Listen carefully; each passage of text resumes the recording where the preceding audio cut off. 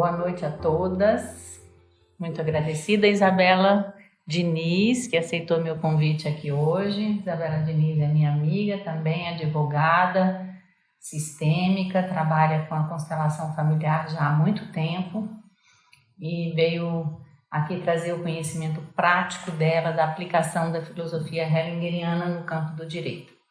Hoje nós vamos falar de um tema muito importante, que é o tema que está na base da aplicação da constelação familiar no campo do direito, que é o tema do conflito e da paz. Como vocês sabem, ou alguns de vocês sabem, Bert Hellinger, ele vivenciou muito de perto conflitos muito extremos, como foi o caso da participação dele dentro da Segunda Guerra Mundial, com a morte do irmão, de familiares muito próximos. Então ele refletiu muito sobre esse tema. O livro primordial para se entender o pensamento dele sobre esse assunto se chama Conflito e Paz, uma Resposta. Esse segundo livro, Bert Hellinger, A Paz Começa na Alma, ele traz estudos de caso. Por isso, eu prefiro utilizar Conflito e Paz como uma fonte de consulta e esse daqui como uma fonte secundária, já que ele vai tratar do conflito entre nações, gregos e alemães, armênios e turcos, Rússia e Alemanha, Moscou e, inclusive, escravos no Brasil. Então, ele atuou em muitos países no nível dos conflitos familiares, dos conflitos internos que todos nós temos e também no conflito entre nações, entre povos em nível mundial.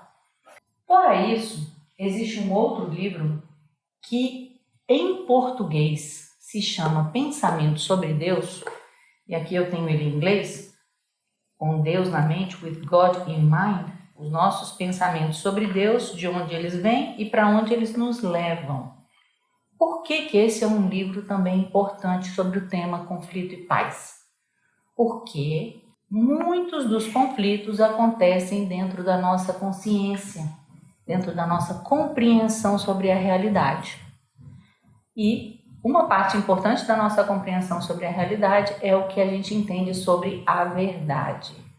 E muitas vezes nós associamos dentro da nossa compreensão aquilo que a gente considera bom, certo, com a ideia do que é Deus. Mas nós já sabemos que as ideias que nós temos de Deus são ideias restritas. Os judeus têm uma ideia de Deus, os alemães têm outra, os cristãos têm outra, os árabes têm outra, os evangélicos têm outra, os católicos têm outra. Então, Bert Hellinger mostra que quando nós identificamos a verdade com essa compreensão restrita do grupo, nós vamos enfrentar não só internamente esses conflitos, mas externamente, que é o que a gente vê na briga entre povos, entre nações, entre religiões. Outro livro importante para tratar desse tema, e aí não é o livro todo, é o nosso livro básico, que é O Amor do Espírito na Hellinger Ciência, e ele tem um capítulo aqui onde ele fala dos grandes conflitos e da grande paz. O capítulo chama Os Grandes Conflitos, página 179, e vai até a página 190. Aí vai falar o grande conflito e a grande paz. Primeira coisa, dentro da compreensão de Bert Hellinger, é possível viver sem conflito? Não. Então, o que nós temos em relação à paz é uma ideia ideal. Então, estar na vida significa enfrentar, lidar com conflitos. Onde é que esses conflitos estão? Primeiro, esses conflitos estão dentro de nós mesmos. Vou dar um exemplo clássico. Tem uma parte minha que deseja muito uma determinada pessoa, né? Minha cabeça vai dizer, não, essa pessoa não serve para você. Então eu começo a experimentar um conflito dentro de mim mesmo. E isso envolve a sensação que eu desejo, envolve o pensamento, ainda pode envolver o sentimento. Eu também posso experimentar isso em relação a uma única pessoa. Eu tenho sentimentos de amor e sentimentos de ódio pela mesma pessoa. E isso eu posso também experimentar em relação a mim mesma. Tem partes de mim que eu gosto, que eu aceito, e tem outras que eu rejeito. E aí eu vivo esse conflito interno. Então, tudo que a gente estiver aprendendo hoje sobre conflito e paz vai servir para esse nível interno, vai servir para o nível familiar e serve em grande escala para os conflitos entre povos e nações. O que acontece nos conflitos familiares? Nos conflitos familiares, o que a gente observa é que o que acontece no presente não tem a ver apenas com a história conhecida da família. Tem a ver com o que aconteceu em gerações passadas da família, segredos, fatos que nós não temos a menor consciência, mas que atuam no presente de maneira decisiva. Bom, se o conflito é natural, de onde ele vem? Bert Hellinger diz que ele vem da necessidade de sobrevivência. Então, eu tenho uma necessidade de cuidar do meu lugar, de me impor, de uma necessidade de sobrevivência. Mas ele também fala de uma vontade de extermínio, ou seja, de eliminar algo ou alguém. Então, eu não gosto de determinada pessoa, eu não gosto de determinado comportamento. Então, qual é a minha tendência? A querer eliminar isso em mim ou nos meus relacionamentos. Eu estou doente, tenho uma doença, eu quero eliminar a doença. Ah, não, tem uma pessoa que eu não me dou bem. Eu bloqueio no WhatsApp. Não tem futuro. Por que não tem futuro? Acontece o seguinte, é algo muito interessante, acontece uma internalização daquilo que eu rejeito. Então, eu rejeito uma pessoa por um determinado comportamento. Por exemplo, que comportamento? Mentirosa. Primeiro, na hora que eu rejeito essa pessoa, ela ganha um lugar dentro de mim, porque eu vou nutrir um tipo de sentimento negativo em relação a ela. Aquilo que eu queria eliminar passou a ganhar um lugar privilegiado dentro dos meus sentimentos. E aí o que vai acontecer? Não só eu tento eliminar essa pessoa, mas eu também vou passar a ser um pouquinho mentirosa. Por quê? Existe uma necessidade dentro da alma, da mesma maneira que existe a vontade de sobreviver, que existe uma necessidade de lutar pela sobrevivência e que me leva ao extermínio, existe um outro movimento que é um movimento de união. A alma não entende o não, a alma não entende a separação. Então, da mesma maneira que existe essa necessidade ou essa presença do conflito, também existe uma necessidade de união, de busca de paz, uma união de busca de completude. Bom, o que está por trás do desejo ou da necessidade de justiça? O que o Bert Hellinger diz sobre a justiça é algo muito forte. Por trás da necessidade de justiça tem um assassinato. Por quê?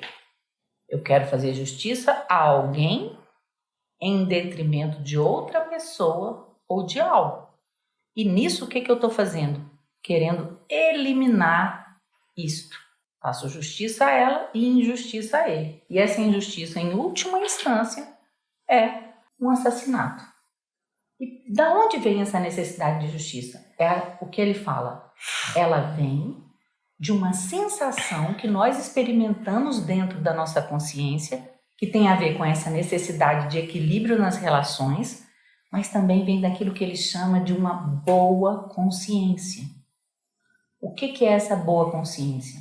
É essa sensação que nós temos na consciência de inocência, de pertencimento, para poder fazer parte da minha família, para poder fazer parte do meu partido político, para poder fazer parte do meu grupo de amigos e ficar bem, eu aceito algumas coisas e rejeito outras.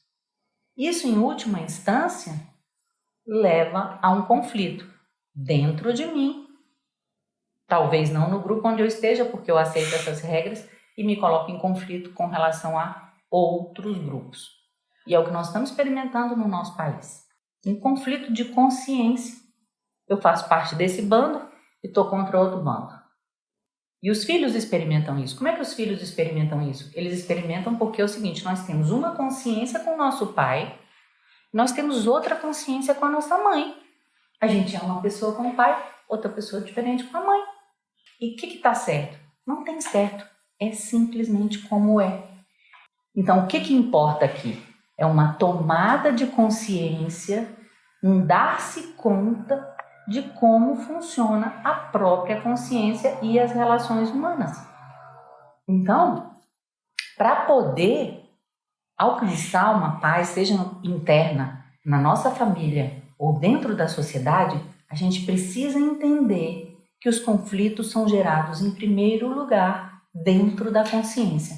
Essa consciência que diz, isso pode existir e isso não pode existir.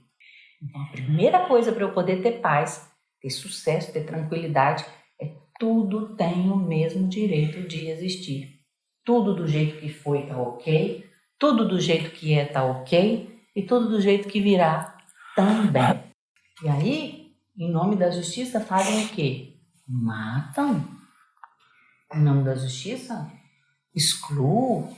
Todos os fins justificam a boa consciência. Eu mato, morro, roubo, faço o que for, faço guerra em nome da boa consciência. Tá o marido e a mulher brigando pelo divórcio. Como é que eles alcançam a paz? Ou briga de vizinho. Aonde alcança a paz? Ninguém aguenta mais brigar. Todo mundo chegou no esgotamento. Aí todo mundo fala, olha, ninguém aguenta mais brigar. Deixa quieto. Aceito. Concordo. Estão lembrados? Concordo com o destino do meu filho, concordo com o meu ex-marido, concordo com a minha situação financeira, concordo com a minha doença. Outra coisa que leva à paz. Está lá numa guerra. Quando já não aguentam mais de tanta guerra, já chegaram no esgotamento, mas o que vai acontecer? Vão fazer um luto juntos. Um luto junto pelos mortos daquela guerra. Um luto juntos pelo fim do casamento. Um luto juntos por todas as dores e todas as dificuldades que foram enfrentadas. Ou seja, o luto, essa passagem pela dor vai me levar a um novo olhar, vai me levar a uma nova esperança. E o quanto é importante esse luto, né? As pessoas não têm noção o quão é importante. Vou dar uma pequena introdução só para não perder o gancho, porque eu atuo na área de sucessões. E o que eu mais vejo são os clientes, às vezes com 15 dias de falecido, já procurando advogado para ver a papelada, para tramitar com o processo de inventário. Sequer fizeram o luto. E isso já é o primeiro sinal de que aquilo vai vir algum problema. Tanto é que quando eu sou procurada antes dos 30 dias, eu falo assim, gente, eu estou ocupada, daqui tantos dias eu posso atender. Porque muitos não concordam com o que a gente fala assim, vá fazer o luto. E aí a gente tem que encontrar um outro meio de parar esse movimento para que esse luto seja vivido. Tanto em questões de falecimento, como num divórcio, que não deixa de ser o fim, né? Também. Isso é muito importante, as pessoas não têm noção da importância desse luto. Que é nesse lugar que você vive a dor e concorda, né, com a morte. É o verbo que a gente mais usa na constelação, é esse concordar. Ou verbo difícil de conjugar, né? Enfim, eu conheci as constelações em 2009, desde então eu venho estudando, nós terminamos ano passado uma pós-graduação em Direito Sistêmico, onde foram abordados mais profundamente as dinâmicas que nós enfrentamos no campo jurídico. Eu tive um campo muito rico, eu comento sempre com a Isabela, eu venho de famílias que brigam 50, 60 anos por herança. Cresci no meio disso, tanto a família paterna como a materna. A paterna, eles deixam de fazer o inventário. E a materna, eles brigam até perder tudo. E acaba que a profissão está muito emaranhada com aquilo que você viveu. E para mim é uma alegria quando eu pego um processo desse e falo assim, qual será a senha? O direito é minha segunda profissão. Eu me formei primeiro em administração de empresas. Me tornei advogada muito próximo do quando eu comecei a estudar constelação. E eu acho que em 2009, eu peguei um grande processo de inventário e fiz a primeira constelação desse processo em 2009. E eu achei aquilo ali uma maravilha. Falei, como assim, né? Que recurso é esse maravilhoso de ver meu cliente, de ver lá o oponente, de ver os bens e ter uma visão assim, quase que desse aparelho aqui, né? Um drone, assim, algo que está um pouquinho acima e você vê todas aquelas peças com um outro olhar. E eu fiquei muito encantada com aquilo. Falei, nossa, que beleza. A gente vê assim como realmente o seu cliente é, né? Porque nós advogados sabemos que não nos contam tudo. Tem sempre uma versão, né? E ali a gente tem a oportunidade de ver as outras versões, as outras faces que estão envolvidas num processo. Enfim, desde a constelação desse processo, eu fui encontrando um jeito de colocar isso no dia a dia. Mas como fazer isso? Como falar para o seu cliente que você faz uma constelação?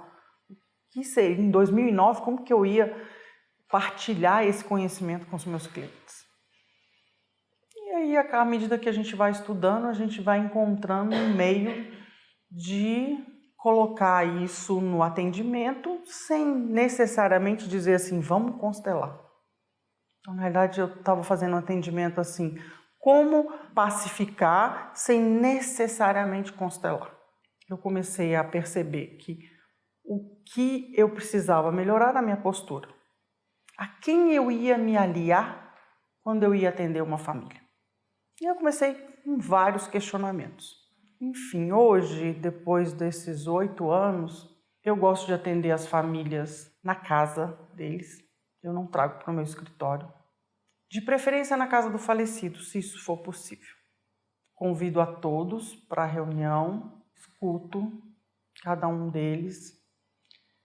Me alio a quem? Ao falecido. Ali a minha alia é sempre com o falecido.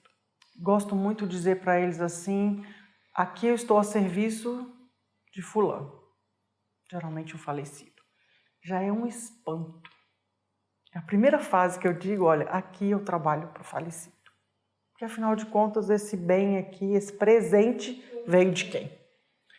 Então ali a gente já tira um pouquinho da importância dos herdeiros, né? Que nós sabemos que os herdeiros brigam muito e quando pensa que não, todo esse presente foi despedaçado e ninguém aproveitou nada. As frases de Bert, como Isabela bem descreve, são frases que nos atravessam, né? Você imagina como que eu chegaria numa reunião e falar assim, ninguém tem direito à herança. É assim que Bert fala, nós não temos direito à herança, nós não podemos exigir herança, ela é só um presente. Nós já ganhamos o maior presente que é a vida. Como você diz isso para o seu cliente? Vocês não têm direito à herança. E não tem direito porque não trabalharam por ela. É isso que ele fala. Então assim, tem uma coisa mais interessante que os processos que eu atraio são exatamente os mesmos processos que a minha família passou. Eu atendo sempre as mesmas coisas, então eu acho que ainda existem movimentos dentro da minha família que ainda não se completaram, que ainda não estão prontos e que eu estou tendo oportunidades de viver isso dentro do campo de outras famílias. São sempre inventários de terra, imóveis que não são vendidos nunca, não consegue a liberação para vender, ou o juiz não dá alvará, ou não aparece nenhum comprador, enfim, todas aquelas dinâmicas que no popular diz assim, o morto coloca o dedo na herança, né? Nós sabemos disso, que é assim, a maldição da herança, né? Eu, hoje, com a compreensão que eu tenho, não é nenhuma maldição. Dinheiro nunca pode ser uma maldição. É essa concordância com os pais, essa concordância com a nossa origem. É até algo mais que as pessoas falam assim, eu não quero saber de herança. Quantos de nós já ouviu alguém da família dizer isso? Eu não quero saber disso. Tem advogados que têm horror, né, Cris, a pegar processos de inventário. Talvez até uma não concordância com a morte. É muito triste enterrar um pai e uma mãe, né? Não sei se alguém que já passou, mas é muito dolorido. Então, são muitas dinâmicas, são muitas questões que envolvem. E quando ela disse que iríamos abrir com conflito e paz, não existe processo que seja capaz de destruir mais uma família do que esse. Ele é o campeão.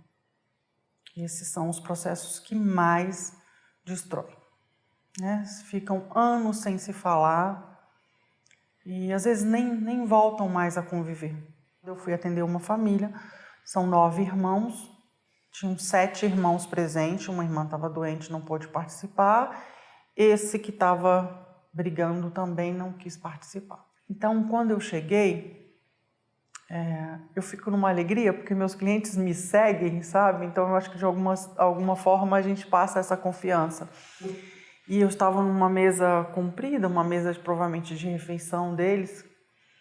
Aí eu falei assim, gente, como vocês são muitos e para decorar o nome de todo mundo vai ser difícil para mim. Vocês podem se sentar em ordem de nascimento, porque eu já estou com a identidade de vocês aqui pela ordem. Como assim, doutor? Igual no jardim? É igual lá no jardim. Vamos sentar assim por ordem de nascimento? Quem foi a primeira? Enfim. E essas pequenas coisas você já vai entrando na família aos pouquinhos, na ordem, porque nós estamos sujeitos a isso.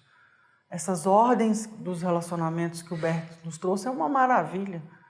Então eu já começo a aplicar ali, sabe? No primeiro minuto, primeiro me aliando ao falecido, colocando toda a importância que tem você receber esse patrimônio. E teve uma coisa interessante, porque assim, eles colocaram as cadeiras e os que faltaram não. Aí eu falei, mas tem gente faltando?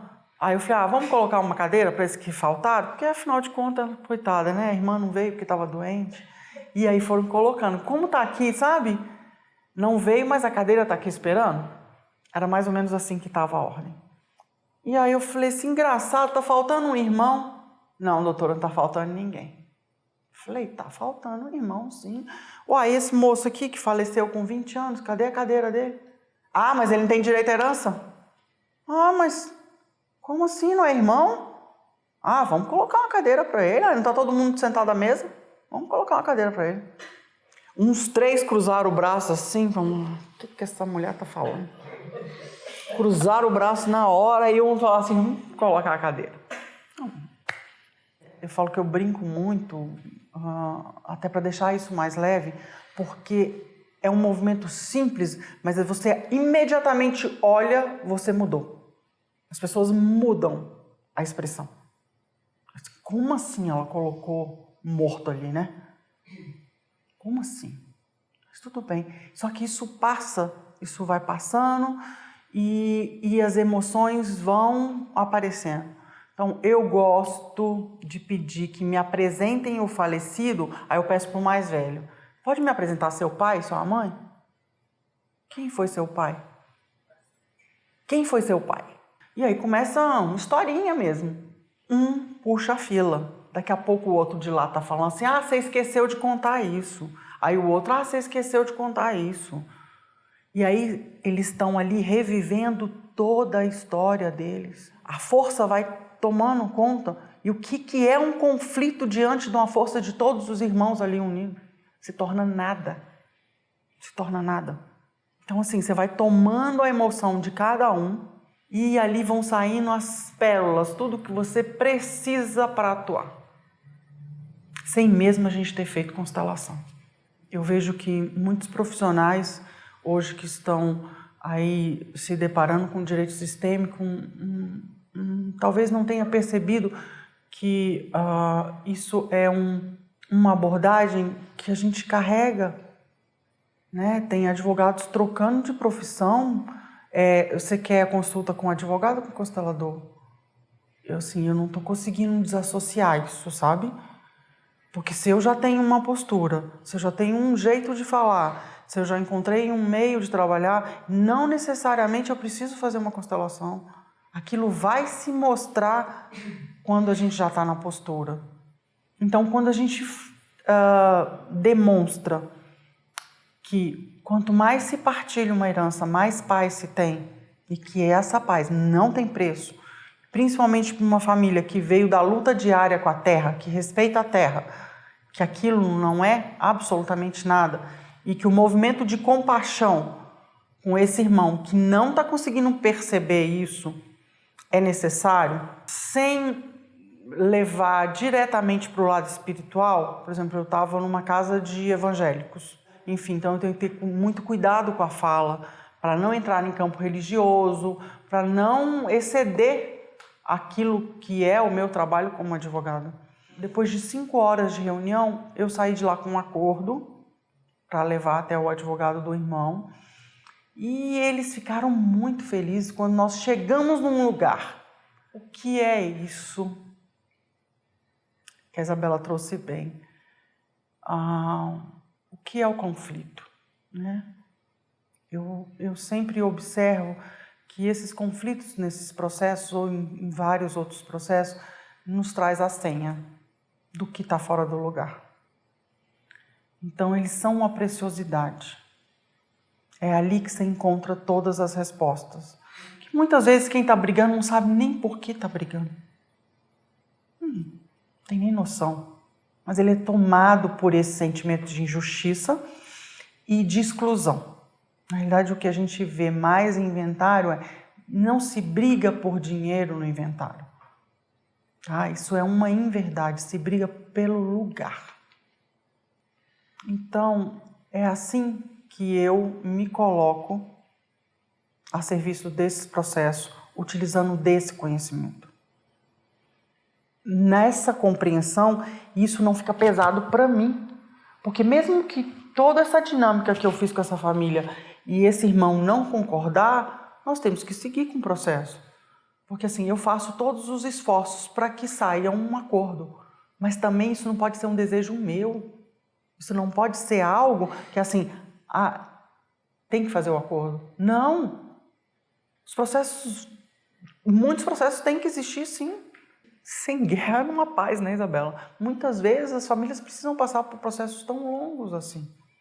Mas, o que eu percebo ali eu estou a serviço daquela família, do campo daquela família, eu levo toda a minha força de ter passado por tudo isso.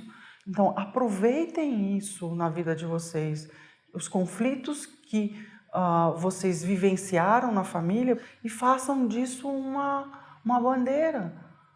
Eu acho que eu fui bem sucedida em todos os processos onde eu pude atuar e pude constatar o quanto a nossa postura é importante. Estou melhorando a cada dia, eu acho que estou cada dia melhor no atendimento, e estou fazendo um teste também comigo, que é não constelar, porque parece que a gente ainda fica um pouco mais arrogante, sabe? Que a gente constela, já descobre o que é e já chega com uma resposta pronta para a família. Eu estou fazendo esse exercício de não constelar, de sentir e deixar o campo se mostrar para mim, quando eu estou lá. É porque é necessário compreender o que é uma constelação, né? Então, quando a gente fala de constelação, a gente não está falando apenas da representação, ou da colocação familiar que é feita com as pessoas, que é o que nós fazemos aqui.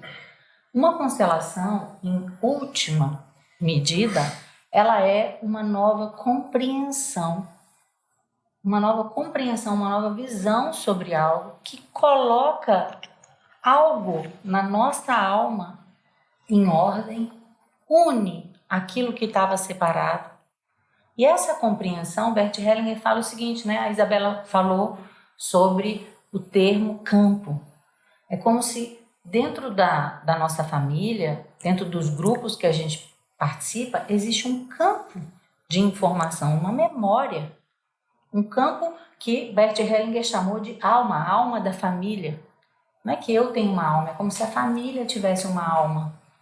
Então é como aquilo que está desunido, que está separado, que está em conflito dentro da alma da família, dentro da minha alma e dentro do meu ser, encontra uma paz. E essa paz vai vir em primeiro lugar do quê? Dar um lugar a tudo e a todos, vivos ou mortos, bem-sucedidos e fracassados, de acordo com a minha religião ou contra, tudo tem o mesmo direito de pertencer. Eu olho para o outro, concordo com o destino dele, concordo com o meu destino. Então eu só posso ajudar alguém quando eu concordo, como a Isabela falou aqui. Ela falou assim, não, mas vai ter processo, tem hora que tem processo. Então eu concordo, tem hora que tem doença, tem hora que tem desacerto, tem hora que tem briga. Eu concordo com isso. Não quero que seja sua paz. Agora, Bert Hellinger diz uma coisa muito linda. Ele fala assim, quando perguntam para ele, como é que você está? Ele fala, cada dia mais completo. Então, a paz vem de dar um lugar dentro do meu coração para aquilo que é difícil, para as pessoas que eu tenho raiva, que eu tenho medo, que eu tenho algum tipo de diferença, porque essa pessoa, na verdade, já tem esse lugar dentro de mim. É uma lembrança chata, é um julgamento. A pessoa já está dentro de mim, só que ela está dentro de mim fazendo assim, incomodando. E quando eu dou um lugar para ela, ela fala, não, tudo bem, você tem o direito de ser desse jeito. Eu queria ler aqui uma coisa muito linda do que o Bert Hellinger fala sobre o que vem a ser o amor ao próximo. Amor ao próximo significa amar os seres humanos como eles são, alegrar-se com eles como eles são, reconhecer-se igual a eles e amar a cada um com as suas características pessoais, sem desejar que essa pessoa seja diferente. Então eu amo as pessoas desse jeito que elas são, concordo com o destino delas, né? E isso, na verdade, me leva a uma atitude de muita humildade. Quem sou eu diante de um universo tão grande, de tantas possibilidades, para dizer que isso é certo, tem o direito de existir e isso não? Né? De que lugar eu estou quando eu perdoo alguém? Quando eu perdoo, eu digo, perdoei fulano, eu perdoei cicrano. O que está acontecendo comigo? Na verdade, eu já julguei, condenei, disse, ele é culpado e eu te perdoo. Então, não é perdoar, é saber que aquela pessoa, aquilo que moveu essa pessoa a agir dessa maneira, vai além do caráter dela.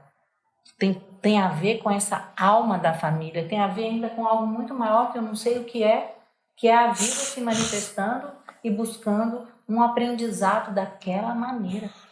Então, ao invés de perdoar, eu olho para aquilo e digo sim. E saio do julgamento, e saio da expectativa. E como é possível ter uma justiça sem julgamento, Isabela? Olha, eu era uma ferrenha contestadora da lei. De algum tempo para cá, eu tenho feito um exercício de concordar com a lei. Eu fui ler agora, depois de um tempo, a introdução ao Código Civil. E a gente vê que o nosso Estado, que o Brasil, a forma protecionista que o Estado intervém nas relações, né? Digamos que o Código Civil brasileiro é o que rege nossos relacionamentos, né? E aí nós colocamos um tempero, né? Um tempero que é as leis que Bert nos trouxe. Então isso fica mais ameno, né? Uma justiça sem julgamento. É a justiça da paz, é a justiça do concordar com o outro. É um questionamento que eu nunca me fiz, como faz uma justiça sem julgamento. Mas o que eu vejo hoje é que, com esse conhecimento das dinâmicas das relações, a gente pode trabalhar principalmente com os advogados que unem partes. Eles podem melhorar na forma de peticionar, menos ofensivo. Tudo isso deixa de fomentar muitas brigas. Muito importante, eu acho que seria colocar de relevo, né? Porque assim, não é só uma justiça sem julgamento, ou seja, uma justiça que parte de uma neutralidade, é também uma justiça ou um atuar dentro da área jurídica ou de qualquer área do conhecimento, porque nós estamos falando de outras áreas ao longo desse curso, né? Sem medo, sem intenção, sem expectativa, com concordância com aquilo que é. Então, é como se fosse ter uma nova postura sobre o fazer da profissão, mas que ao mesmo tempo vai ter que se adaptar às leis. Porque, veja bem, nós estamos falando de herança, Bert Hellinger diz, o herdeiro não tem direito à herança, mas o que diz a lei? A lei diz que sim. Então, como também que eu, no meu fazer, na minha profissão, eu vou pegar essas leis, essas descobertas do Bert Hellinger sobre os relacionamentos humanos, aquilo que movimenta de maneira profunda todos os relacionamentos humanos, e vou fazer uma correlação disso com o Código Civil, com as leis de um determinado país, que inclusive são diferentes para outros países, muitas vezes, né? Quem está dentro de um conflito não percebe qual é a origem dele. Não sabe. Por isso que vem uma pessoa, um terapeuta, ou vem uma pessoa, um advogado. Por quê? E ela vai te descrever todo o problema, mas como ela está dentro do problema, ela não consegue enxergar o que às vezes é óbvio para outra pessoa. Só que às vezes a gente enxerga como ajudante, como terapeuta, como psicólogo, como advogado, mas tem um tanto que também nos é velado. Então, por isso a gente usa não apenas a colocação familiar da constelação, mas o recolhimento. Inclusive a renúncia de saber algo. Eu me coloco humilde diante daquela situação e espero também uma intuição. Porque algo completamente novo pode surgir. E quem acompanha o nosso trabalho, os grupos de estudo, sabe que às vezes essa informação vem de uma maneira muito estranha. Vem no formato de uma imagem, vem no formato de uma palavra, vem no formato de um movimento, vem através de algo, parece que por acaso, que acontece no grupo. E ainda tem um tanto que nós somos pequenos diante de algo muito maior. A senha está sempre no conflito. Sim. Sempre no conflito. A solução está junto do problema, só que num outro nível. Num e outro assim, nível. Nos outros processos, divórcio, em todos os litígios que nós temos aí no campo do judiciário. Tudo muito rico. E outra coisa importante, o que acontece? E aí nós vamos ver isso desde Freud, da teoria freudiana. O que acontece em relação ao conflito? Eu projeto algo que eu não resolvi dentro de mim, que eu rejeito dentro de mim no outro. Então eu externalizo o conflito que eu tenho dentro de mim. Eu não aceito a minha própria sexualidade, então eu vou dizer, essa serve, essa não serve, aquela outra. Ou eu não aceito a minha condição financeira, eu acho que a minha condição financeira é melhor do que a dos outros e eu vou julgar o que acontece em relação às outras pessoas. Entende? Então, no fundo, chega um ponto da abordagem hellingeriana que eu pergunto, aonde começam os conflitos? É dentro ou é fora?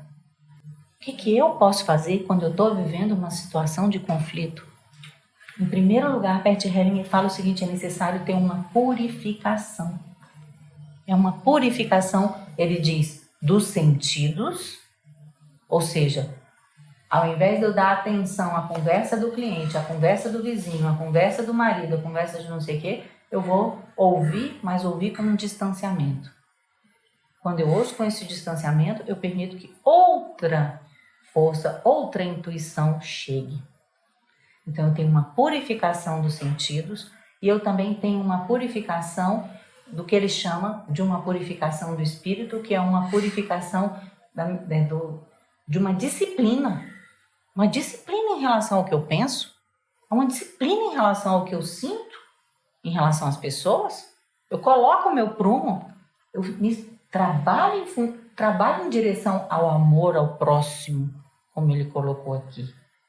Isso não tem começo nem fim. Isso é o trabalho da vida. Outra coisa muito importante que eu gostaria de ressaltar, Isabela, que eu acho que a gente está falando da aplicação dentro do direito da filosofia hellingeriana, porque uma coisa a gente pode aplicar o corpo de conhecimentos. Esse corpo de conhecimentos, como a palavra em latim diz, a ciência, a Hellinger ciência, ou a ciência de todos os relacionamentos. Por isso a gente está aqui, a gente estuda, a gente vai gravar, vai colocar na internet, para que a gente possa estudar esse corpo de conhecimento, todos os livros que estão aqui. Isso é uma coisa. Todo juiz pode usar isso no seu gabinete, nos seus processos, nas sentenças, do que seja. Eu posso usar isso. Eu posso usar o procedimento. E o procedimento tem várias maneiras. A Isabela citou aqui um exemplo maravilhoso, que coisa linda, tem uma pessoa que explica de uma maneira tão cotidiana. Então eu posso usar o procedimento. E esse procedimento não necessariamente envolve a utilização de bonecos, de papéis, de pessoas. Não. Em primeiro lugar, ele vem de uma postura interna, de uma compreensão do que é uma constelação, que é uma mudança de perspectiva. E eu não preciso saber aonde eu vou chegar, eu preciso saber qual é o próximo passo. Próximo passo para todos que vivem um conflito. Quem eu não dou um lugar no meu coração. O que eu não aceito de jeito nenhum. Aí está a chave. O que mais que a gente tem que falar? Assunto não falta, né? Assunto não falta. Queria saber se alguém tem alguma pergunta, se alguém está passando por algum processo judicial que eu possa dar uma ajuda, uma luz. Cada processo tem uma dinâmica, né? Isso não existe uma regra. A interdição é assim, tá? Interdição é quando chega um momento da vida que alguém precisa assumir, né? Que a pessoa está de idade, eu vejo minha mãe está com 80 anos, ela precisa de ajuda para ir ao banco. Tem alguns atos da vida que fica mais difícil para a pessoa, mesmo ela estando bem, mentalmente bem, mas está às vezes com a mobilidade reduzida, está com alguns impedimentos que às vezes é mais fácil ou pegar uma procuração ou fazer a interdição. Interdição para mim tem que ser assim, o máximo do máximo do máximo. Porque se interditar uma mãe significa ser, você não serve mais para isso. É pesado isso, né? Você não serve mais para fazer nada. A procuração, ela te dá o poder de fazer esse dia a dia mais leve para a pessoa que está idosa, mas você não tira toda a capacidade civil dela, né? A interdição, você tira a capacidade civil.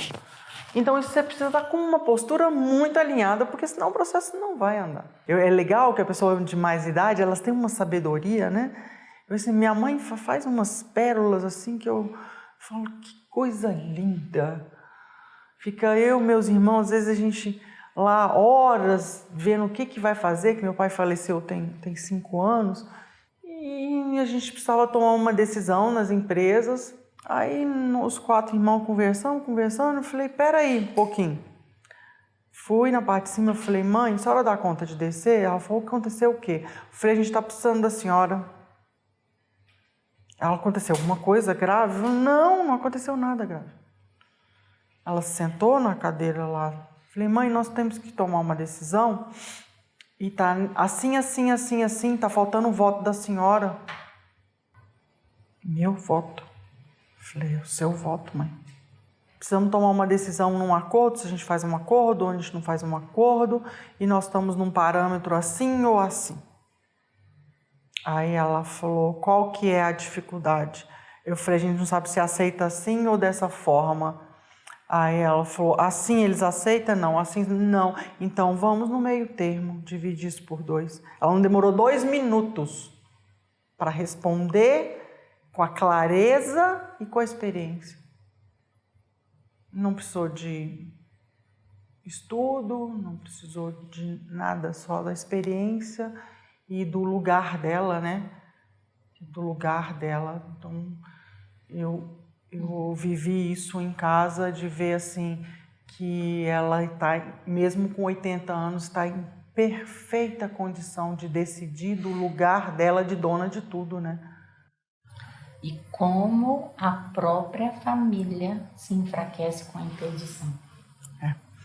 Então precisa pensar muito, sabe, nessa situação da interdição, porque é um atestado de incapacidade. E como eu preciso perceber nas dificuldades que acontecem em relação ao processo ou qualquer situação que eu estou vivendo, a bênção.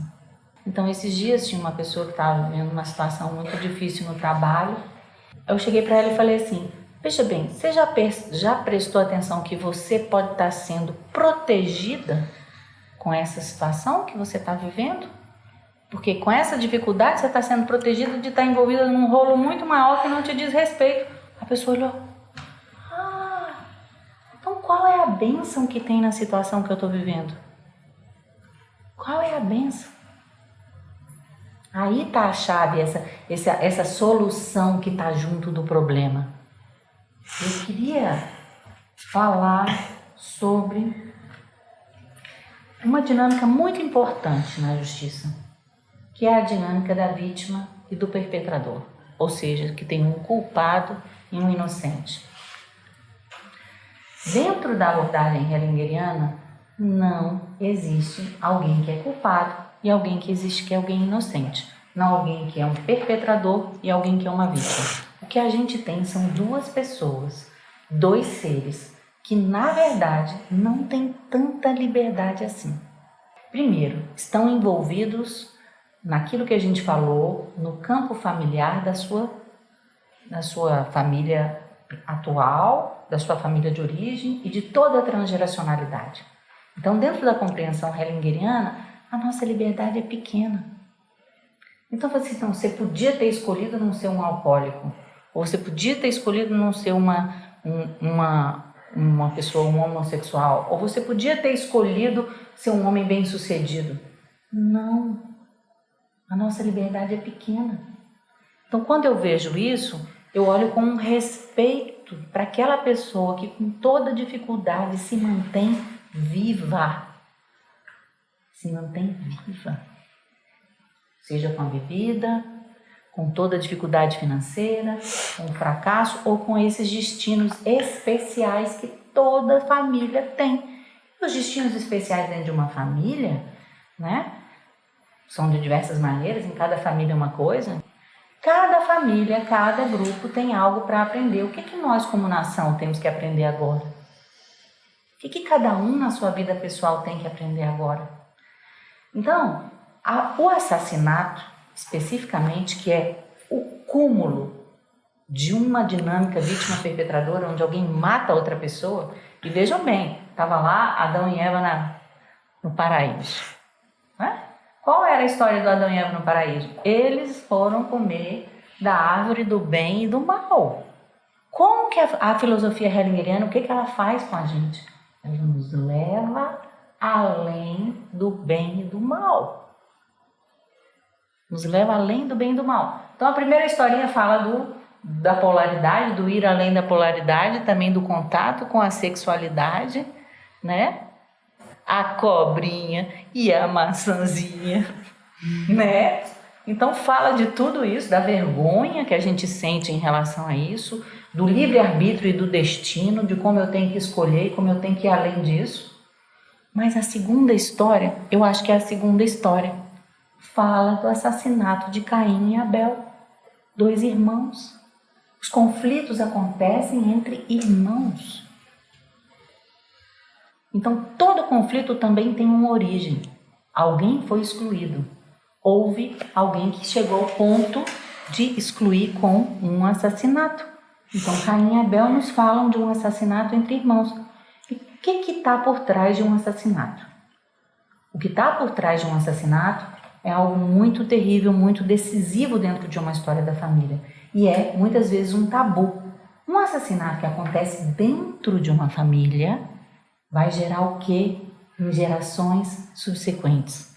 Vai gerar uma psicose, vai gerar um autismo, vai gerar problemas de fala, entre outras dinâmicas que o Bert Hellinger descobriu. Então eu gostaria de terminar essa parte falando um pouco sobre esse entendimento revolucionário que ele teve sobre o resultado extremo de um assassinato dentro de uma família. O que significa psicose? Já é tempo de honrarmos aqueles que denominamos psicóticos, especialmente que diagnosticamos como tais, pois a psicose não é uma doença, nem uma culpa. É uma tentativa de juntar o que não pode se compatibilizar no sistema, especialmente um perpetrador e sua vítima. Eles não se juntam nesse sistema, por isso o sistema só encontra sua paz quando eles também se aproximam, pois não existe afinal uma ligação mais estreita do que entre o assassino e sua vítima. A reconciliação entre eles é o paradigma de toda reconciliação. Somente aqui se mostra o sentido último de uma reconciliação. Nela, a culpa não importa mais. Já não existe diferença entre bons e maus, perpetradores e vítimas. Diante de um poder superior, existem apenas pessoas que nesse conflito foram tomadas a seu serviço. O psicótico experimenta em si os lados antagônicos. Em sua alma, ambos estão presentes, o assassino e sua vítima, porém não reconciliados. Por isso, ele está perturbado. Por meio deste trabalho e desses movimentos da alma, como os denomino, podemos ajudar esses 2 lados a se compatibilizarem. Então todo o sistema fica curado, não apenas aquele rapaz, mas também seu pai e muitas gerações anteriores que provavelmente também foram psicóticos. A consciência moral se opõe a isso. Sempre existem pessoas em sua boa consciência que ficam indignadas contra o assassino. Elas não toleram que um assassino, um criminoso, também seja acolhido no todo com os mesmos direitos. Depreender-se dessa boa consciência e, ultrapassando essa moral, reconhecer a todos num nível superior como igualmente bons e tomados a serviço, é a grande realização que exige de nós a consideração desses contextos e a recompensa que ela nos proporciona. Então, na base da solução dos conflitos está esta dinâmica: querer eliminar algo ou alguém e ao mesmo tempo poder dar lugar aos opostos, ao bem e ao mal, ir além dessa consciência moral que me limita para um novo tipo de amor e compreensão.